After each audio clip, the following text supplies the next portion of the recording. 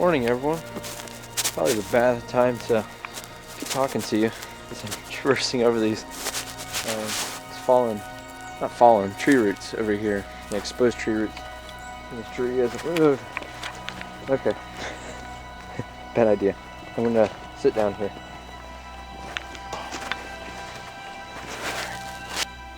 Alright, so welcome back, everyone. I'm on location today at Cesar Ford Park, and it's my first visit actually, and it's a lot bigger than I imagined.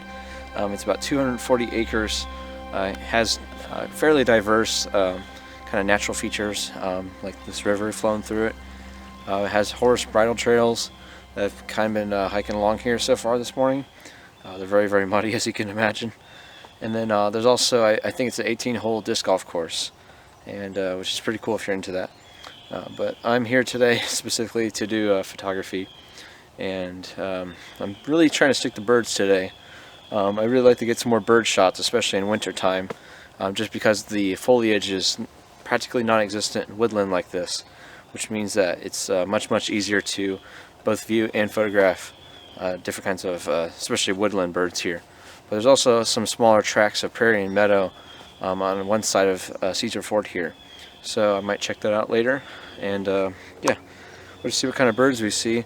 Actually, over across the river on the other side here, I've been noticing a whole bunch of American robins. I've been sitting at the river's edge and just drinking out of the water, and so I got some cool, kind of interesting, like spotlighting kind of photos with them, as well as ones where they're perched on the kind of surrounding tree branches along the river here. So it's just made some cool kind of area. Kind of habitat photos of what would be considered a pretty common songbird, especially in this part of Ohio. You pretty much see them, I mean, you do see them all year, but you see them in large numbers. At least I have been lately in winter here. But Cesar Ford itself, I'm really surprised by how nice the trails are. There's lots of winding, just kind of trails that surround the waterways here, and it's been really cool just seeing all the different scenery here. Because for my first visit, so far I'm pretty impressed. And fortunately the lighting, well, it's definitely kind of creeping up in the sky now and becoming more and more clear and sunny. The lighting really hasn't been too bad in the woodland here, just because of you can photograph different kinds of birds in kind of more shadowy kind of areas. So yep, I'm just going to keep along here and focus on the birds probably today. Traveling light, I just got my camera harness chest strap or shoulder strap, and I got my big telephoto lens here, my bins, my binoculars, and then obviously a tripod and this camera to record and document any footage. So yeah, should be a good morning out, and I'm hoping to continue on the successful roll of some photos here, like these robins over here. So I'm going to get back to it, and I'll report back to you if I find anything.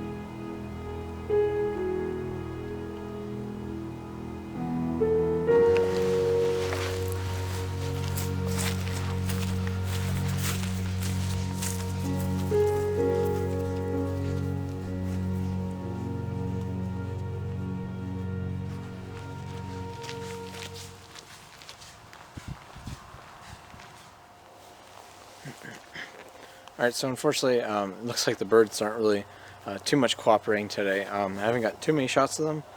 They seem to be pretty quiet today. Tried my best though, at least. I've had better days, definitely. Photographing birds, lots more luck. Just like, photographing a great horned owl once at a local fen here.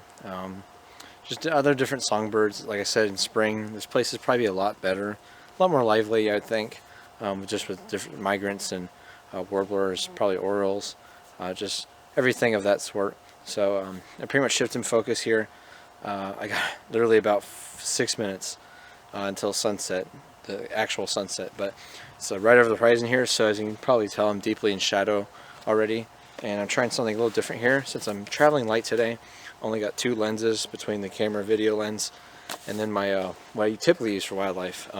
Actually, in this case, is I'm actually using this at 150 millimeters, and I'm focusing on this tree over here that's literally by the minute, just with the sun, the golden hour light, just creeping up over it, and until it just disappears and it becomes in shadow like all this. But the difference between this tree is that it actually has leaves on it, and I just really like the golden glow of it, and just watching the transition as I wait.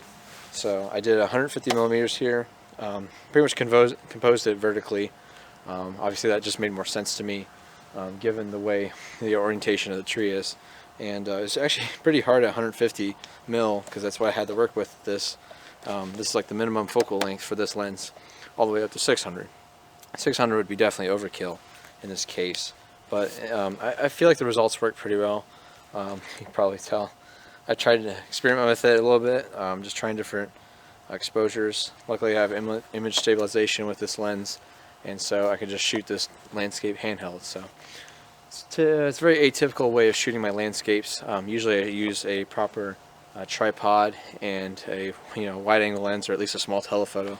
And I do have a much smaller telephoto lens that's also a lot more lightweight than this lens. But like I said, I'm traveling light, so I have to basically work with what I have here. And so I worked with the equipment I had, and of course the light behind me here. And yeah, even just 2 minutes ago, the light was still hitting it over halfway on the top half, at least, of just this vibrant orange. And fortunately, I mean, the images look like captured it pretty well, and it lit up this whole entire tree, and looked quite frankly pretty amazing. So it's one good thing about sunny days is they bring these really sunny sunsets like this. So I'm very fortunate to just get to see that here. So I'm gonna mess around here a little bit more and see if I can think of any other compositions for a while now, and then I'm just gonna make my way out of here, and so we'll wrap up the video here in a bit. So yep, yeah, it changed so fast. It's just crazy to think about how that happened, just like that. So.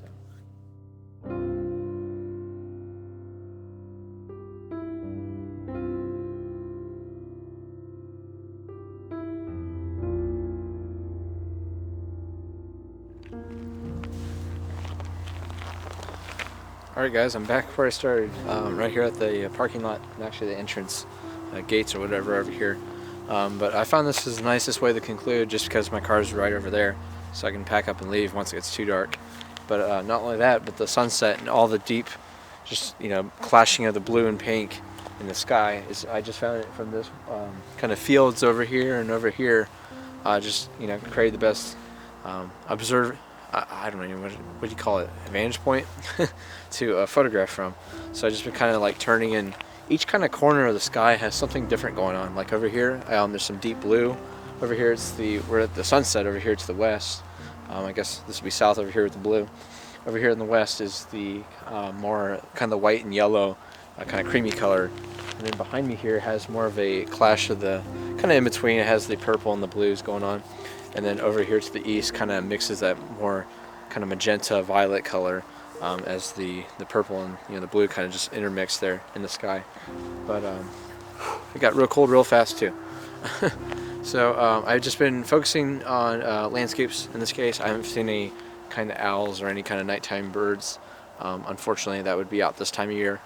So that's a little bit of a bummer, because I was hoping in these open fields you might see them, but I guess there's no real food sources out here, no rodents running around, or I was even hoping for maybe a white-tailed deer, but yeah, it didn't really pan out that way tonight. But so I focused on the landscapes once again, and I ran the risk of making them look too much like snapshots, simply because I was tilting the wide-angle lens, this lens in particular, up kind of high, and I didn't have any kind of a foreground element in the image, and so the tree lines and the horizon was deeply silhouetted, and I only metered and exposed for the sky, no matter where I was pointing it at. But the problem with that is it just creates what I think is a little bit too much of a snapshot, and so I'm kind of a little bit worried that shots aren't going to be as good as I'm thinking they are at the moment, simply because they kind of look more minimalist, I guess, which, I mean, that might be the best approach for it anyways. Just removing all those other different elements and just focusing on the colors and the textures that you can see up in the sky. So yeah, I'm hoping out they, oh wow, sorry. It looks really nice behind me. Like that is some color. That looks really nice. Wow, that's like really deep red too. And then you got the vibrant purple, and it just clears out. And then you got all these contrails above as well. But wow, this is, it's probably one of the nicest sunsets I've seen in a long time. I'm usually more of a summer sunset guy, I guess, if you want to call it that. But the winter definitely brings on some really nice ones, like this one. This one's no exception. But wow, that's really nice. I think I'm gonna stop filming and photograph that, honestly, because it just looks so nice. But yeah, I might as well conclude the video here.